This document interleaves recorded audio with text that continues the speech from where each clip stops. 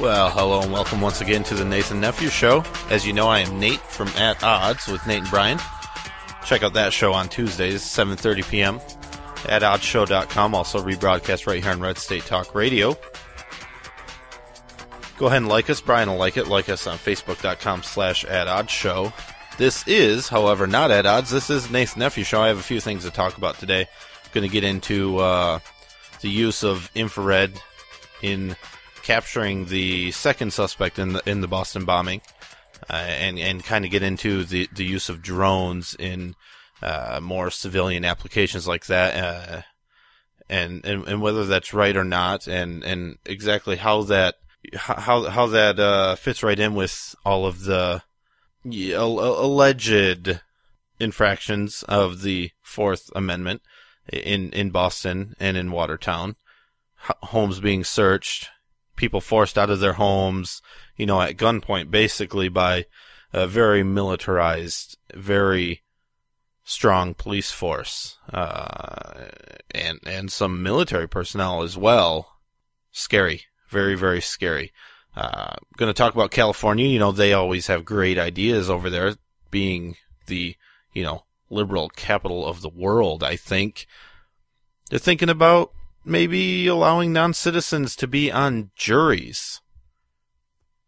I don't know. I mean, I understand that the thought is that illegal aliens, criminals, whatever you want to call them, people that come to this country illegally, the argument is that they do the jobs that Americans don't want to do. And in general, people don't seem to want to serve on juries, but I don't think that serving on a jury is really something that we want non-citizens to do. And I definitely don't think it's one of the jobs that Americans don't want to do, like, hoeing a field, that you can really compare it to that. I don't know, it just doesn't equate for me. The argument is that it'll hopefully integrate them into society and things like that, but we'll get into that a little bit. But first, some big news that's happened just recently. It's been confirmed by several sources that they've arrested another suspect in the ricin letters that were sent to the President Obama and a congressman and a local judge in the area where they were sent. This time, not an Elvis impersonator like the man that they arrested at first, and then quickly dropped the charges. So that was interesting. I mean, they had tons of evidence that he did it, including things like he had sent letters to politicians in the past. So, yeah. I don't know, it doesn't really follow that maybe he sent letters with poison, because I've sent letters to politicians, and I can tell you there's a huge jump between sending a letter and then sending a poison that might kill them. There's a big jump there, and I don't think that the two can be connected. I mean, he was an Elvis impersonator. That was what the big news. I mean, everybody was reporting that. Elvis impersonator. Who cares? What does that have to do with anything? But, ladies and gentlemen, instead of an Elvis impersonator, we got an alleged child molester this time. So much better, and that's what's making the news. I mean, that's overshadowing this whole thing. He either sent the poison letters or he didn't. Okay, he's been arrested. His home's been searched. It looked like his neighbor's home possibly has been searched. I'm not sure about that. That's just a report that I saw just recently, and we all know from watching the coverage of the bombing in Boston how reliable that is. I mean, the mainstream media races to be the first. Whether what they're saying is correct doesn't matter at all. They just want to be first. They just want to get out with some information. They want to say something and be the first to say it. If they're wrong, that's fine. They'll just say, yeah, I mean, these are fluid situations. They're fluid. So we can't really, I mean, yeah, we're wrong once in a while. What do you want? What do you want? I mean, you want us to actually report on the news and be correct when we report on the news? That's just too much. I mean, you can't really expect that, do you? Now, this thing in California, trying to be the first state And again, they don't care if they're correct. They just like to be the first state, and they want to be the safe haven. I mean, they have, sanctuary cities already where illegal immigrants, and yes, I use that term. I know the AP isn't allowed, and several other news organizations are, trying to wipe that from their internal dictionary. You can't call them illegal immigrants, or definitely not aliens, because that sounds bad. It sounds almost like somebody who is here and shouldn't be, or somebody who broke the law. I mean, when you put illegal in front of immigrant, you know what that implies? Well, it implies exactly what they did. They immigrated illegally. I don't see anything wrong with that. And if they are offended, if the illegal immigrants are offended by the use of the word illegal, maybe they should go back to whatever country they came from and go through the process like, law-abiding people. And then you won't have to worry about being offended, because then you'll just be a citizen. Or then you'll just be a lawful resident, right? Working on visa status or something. I mean, it's not that complicated. It takes time, but hey, the security and well-being of the United States of America, in my opinion, comes first before, any foreign citizen. I think we need to, definitely need to reform immigration. That doesn't include amnesty for me at all, or any sort of new path to citizenship. It includes securing the borders, making it harder for bad people to get into this country, and making it possibly easier for the good people to get into this country. We need to do what I think we've done in the past, which is bring in doctors and engineers and physicists and scientists and people that we need. Look at the skills that we need in this country. Find foreign citizens that want to legally immigrate into the United States who have the skills we need, and let them in after proper vetting. Because, I mean, what have we found out in the Boston, the Boston bombings? We've seen that, Russia wasn't really sure about these guys and asked us to investigate, and supposedly we didn't find anything. They were on the terror watch list, but we missed that. Somehow they flew in and out of the country, but their name was misspelled. I mean, there's a lot of vowels, in those names, so how could you possibly spell them correctly? I mean, I can't even pronounce them. Right? There's silent Z's and silent Y's and stuff. So sure, you could mess up a letter or two. And if the name's misspelled, there's no possible way you're going to be able to find this person. I mean, I don't know how they got the proper documentation flying in and out if their name was misspelled anyway. It wouldn't match any identification they had. So we just let people, if you have a name that's hard to spell, we don't want a profile.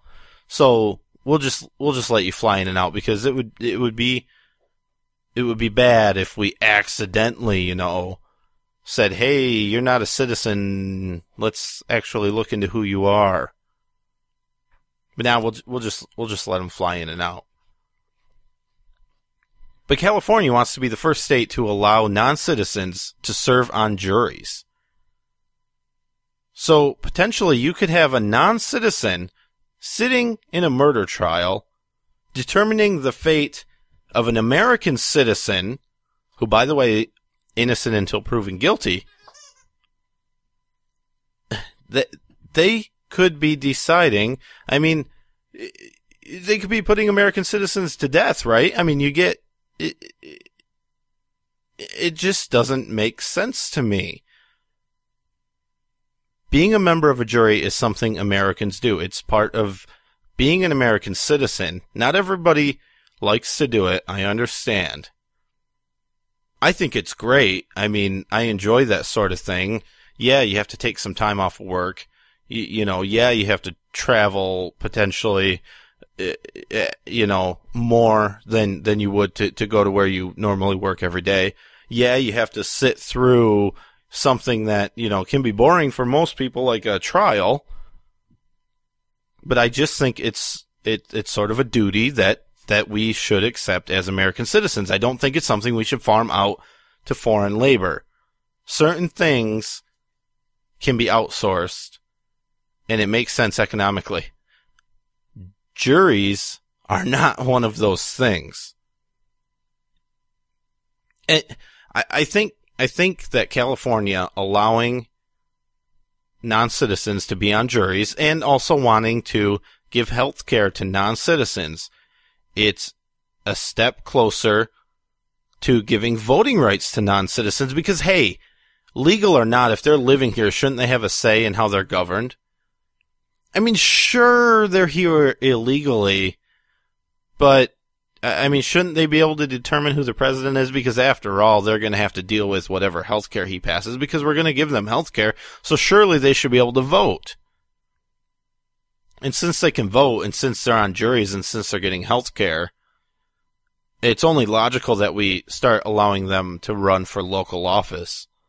Well, I mean, and if they can run for local office, we might as well allow them to run for state office. And if they can be the governor of a state, then why not president? I mean, how long before we have a president that's not even a citizen of this country? Sure, that would take a big change. It would take constitutional amendment, but don't think there's not a push for something like that. And, I mean, depending on which side of the fence you're on, some people think we're in that situation now. I don't.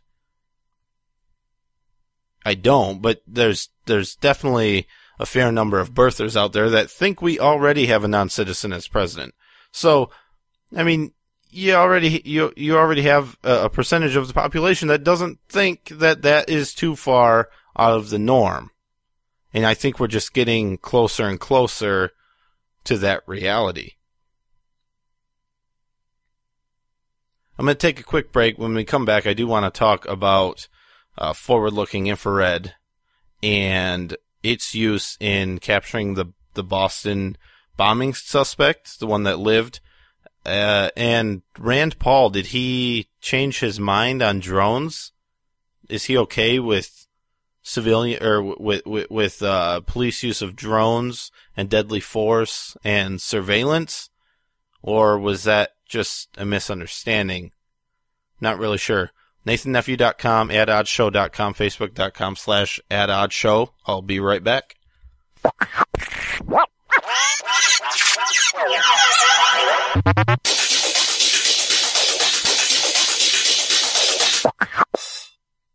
Obama wants your money, and he's determined to get it. He wants your money to buy off unions, his Wall Street cronies, and to expand the Obama welfare nation. Well, Swiss America is determined to stop him from stealing your money. They want to send you an award-winning film, I Want Your Money, on DVD that exposes his plan. It'll help keep the government's hands off your money using gold, silver, and other hard asset strategies to protect your hard-earned money. Call today and request the DVD, I Want Your Money, normally $19.95, yours absolutely free. Let Swiss America show you how to use gold, silver, and other hard assets to protect your hard-earned money. Call now. 800-932-5146. 800-932-5146. Call Swiss America right now. Learn all about investing in gold.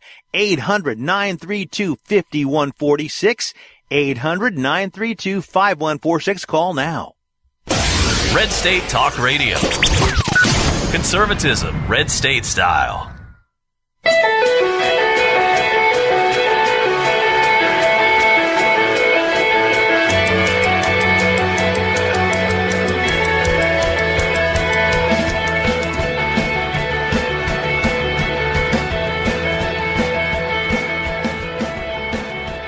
All right, welcome back to the Nathan Nephew Show. I am Nathan Nephew. You can check out these shows broadcast throughout the week on Red State Talk Radio and also on NathanNephew.com. I want to get into talking about infrared and how it was used to, I suppose it was used to capture the second suspect in the Boston bombing, the younger brother, the 19-year-old murderer that was captured. And the part that was publicized was the use of forward-looking infrared, I believe mounted to a helicopter. They used it after they realized that somebody was in a boat in these people's backyard. By the way, after the so-called voluntary shelter in place, the stay in your house or you will be arrested and harassed and have guns pointed at you order was lifted, and this man went out back to smoke a cigarette. Smoking isn't all that bad. It does things like catch terrorists. Went out back to smoke a cigarette, saw something weird, saw some blood, figured, that's probably not normal. I don't usually have pools of blood, on my boat. I don't remember leaving that there. So he went and looked in his boat and was like, oh, hey, there's a guy in there. I should probably call the police. And he did. And they used infrared to watch the movement of this person in the boat. Now, to me, whether the infrared is mounted to a helicopter being flown by a pilot that's in the helicopter, or the infrared is mounted on a drone, or the infrared is a set of, a handheld camera that a policeman's carrying, I don't think it makes a difference in this case at all. I think if you have the proper warrants, proper, probable cause, reasonable suspicion, it doesn't matter what technology you're using. It really matters that the intent and that the law is being followed. And of course, when you have an ongoing dangerous situation, you don't have to go get a warrant, and you can do things up to and including using lethal force. And I don't care if you, use a drone for that, as long as that the use of the drone is strictly constrained to the ongoing, situation, and not expanded to, well, hey, while we were doing it, we noticed that there was a pot plant growing in the backyard of the neighbor's house.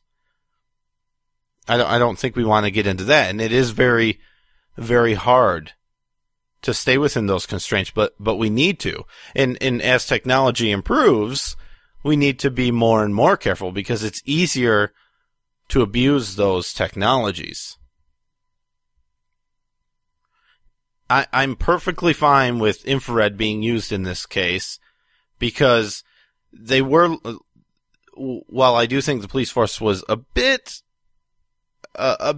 larger than it needed to be, and the presence was a bit more aggressive than it needed to be, and some of the searches on homes are definitely questionable. I think there was an ongoing situation. They were looking for a suspect. I think they had pretty good intelligence that the suspect was the bloody man laying in the boat. I'm okay with them using infrared. I think it was a tool that was useful. They could see movement very easily in the boat, so they knew what was going on. And as far as I know, they didn't look at the neighbor's house or anything like that. They stayed focused on the suspect that they were looking for. They caught him. Yeah, he eventually surrendered under his own power. Now, something that was very strange, and I had reported that, and it seems like maybe it's wrong now. It seems like maybe there wasn't a gun in the boat. Now, I think the whole, gunfight that erupted, maybe that should be looked into a little bit, because if there wasn't a gun in the boat, then the suspect couldn't have been shooting at the police and couldn't have shot himself. So I don't know why it was reported that he did have a gun in the boat, other than it did play into the narrative that they had an arsenal of weapons, and it seems like maybe they didn't quite have an arsenal of weapons. Maybe they had some bombs, they had explosives, electronics, things like that, but not an arsenal of firearms.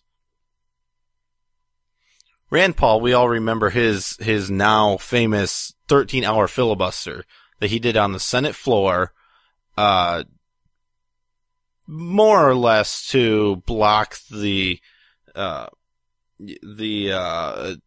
nomination of a cabinet member by President Obama, but really more philosophically, he wanted answers to whether the president thought that he had the authority to use an armed drone to take out an American citizen on American soil when an imminent threat was not present.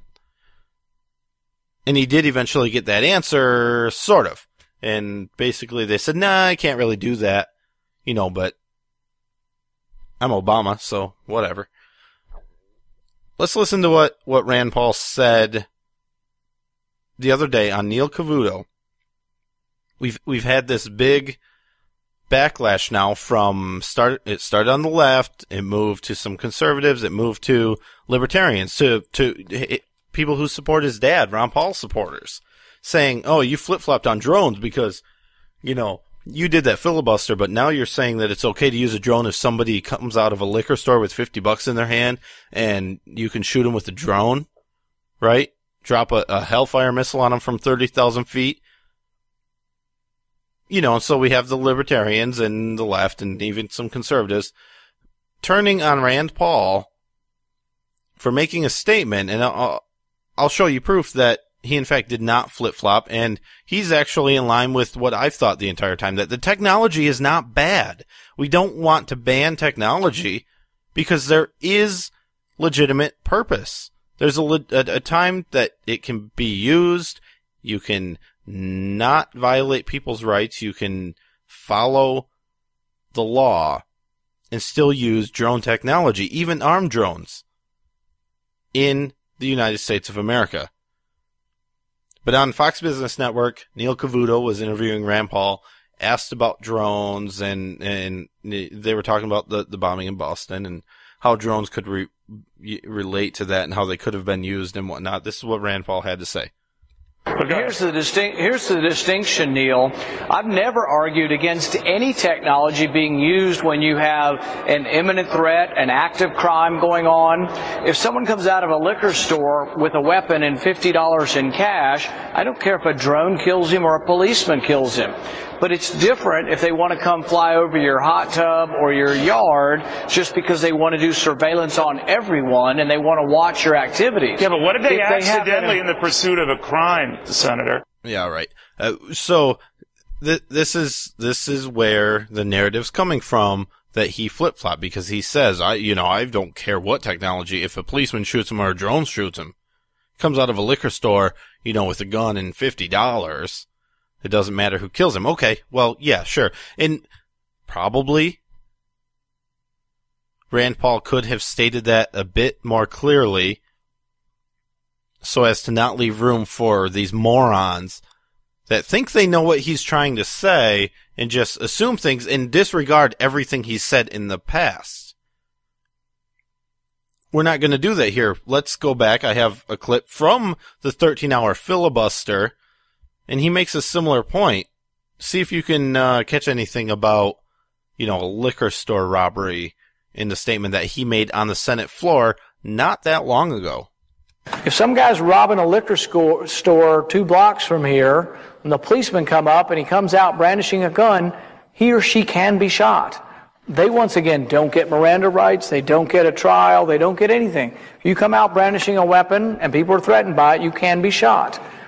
So it's important to know what we're talking about. We're not talking about the guy coming out of the liquor store with a weapon. Even a drone could kill him if the FBI had drones. So my objection to drones isn't so much the technology. There may be a use for law enforcement here, but there are also great potential for abuses.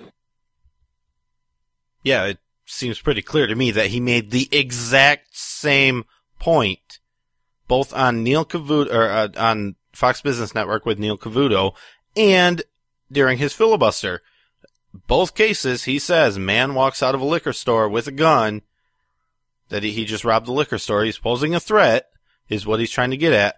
He can be shot either by a police officer or by a drone. And he went farther to say someday the police officer will sit in his car and use a remote control from his car to take out the suspect and won't have to put himself in harm's way. How is that a bad thing?